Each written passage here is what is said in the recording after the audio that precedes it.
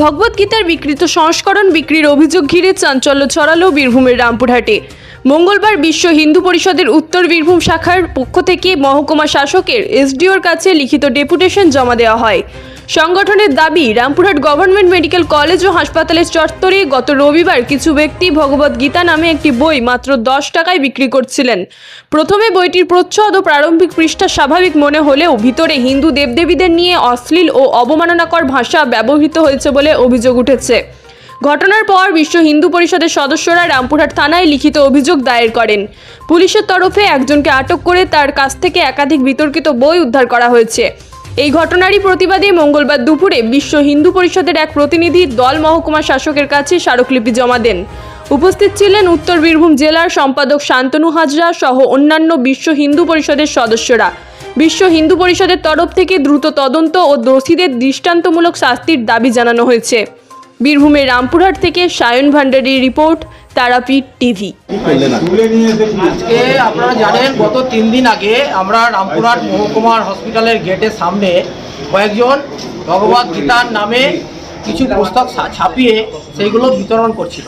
তো প্রথম পৃষ্ঠাটা ভগবদ্গীতার হলে কি হবে, ভেতরে সেই গীতার অপব্যাখ্যা করে বিভিন্ন রকম কুৎসা কুরুচিকর মন্তব্য তার মধ্যে লিখে সেইগুলো হিন্দু সমাজের মধ্যে বিতরণ করছিল।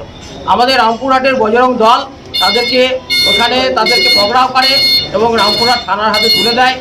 রামপুরহাট থানাকে পুস্তক সহ রামপুরহাট থানার হাতে তুলে দেওয়ার পর রামপুরহাট থানা তাদেরকে গতকাল রাতে অ্যারেস্ট করে তাদের বিরুদ্ধে আমাদের কাছ থেকে এফআইআর গ্রহণ করেছে। এবং আমরা আজকে এসডিও সাহেবকে এই বিষয় নিয়ে একটা ডেপুটেশন দিলাম, ভবিষ্যতে এরকম ঘটনা এই রামপুরহাটের বুকে না ঘটে। এই নিয়ে আমরা একটা ডেপুটেশন দিলাম। কি নাম, কি করে? আমার নাম শান্তনু হাজরা, আমি উত্তর বীরভূম জেলার বিশ্ব হিন্দু পরিষদের জেলা সম্পাদকের দায়িত্ব নিয়েছি। আজকে আমরা মহকুমা শাসকের কাছে একটা ডেপুটেশন দিতে এসেছিলাম, কিন্তু ডেপুটেশন দেওয়ার আগে আপনাদেরকে ঘটনাটা বলে দেখাই ভালো যে বিগত 2 দিন আগে রামপুরহাট মহকুমা হসপিটালের ওখানে সব যারা পেশেন্ট ছিল ভর্তি, তাদেরকে কিছু জনৈক ব্যক্তি কিছু পুস্তক বিলি করছিলেন। তো আমাদের বিশ্ব হিন্দু পরিষদের কিছু বজরঙ্গীরা ওখানে হাঁটাচলা করতে গিয়ে দেখে যে ওরা একটা পুস্তক বিলি করছে। সেই পুস্তকটা কি, ওপরে লেখা আছে গীতা, ভগবত গীতা যেটা। তো সেই ভগবত গীতার উপরের পৃষ্ঠাটা সব ঠিক আছে, কিন্তু ভেতরে যখন খোলা যায় তখন দেখা যায় আমাদের সমাজে আমাদের হিন্দু শাস্ত্রটাকে এমন একটা বিকলাঙ্গ কথাবার্তা বলা হয়েছে, যেটা এর পেছনে কিন্তু একটা বড় রাজনীতি কাজ করছে, বা এর পেছনে কোনো এক বড় একটা হাত কাজ করছে, যেটা আমাদের বজরঙ্গী ধরে। তাদেরকে সঙ্গে সঙ্গে ওখান থেকে তুলে আনা হয় এবং প্রশাসনের হাতে দেওয়া হয়, প্রশাসনের উপর আস্থা রেখে যে প্রশাসন এই বিষয়টাকে গম্ভীরভাবে দেখবেন। এই ঘটনাটা অ্যাকচুয়ালি প্রত্যন্ত গ্রাম থেকে এই ঘটনাটার সূত্রপাত।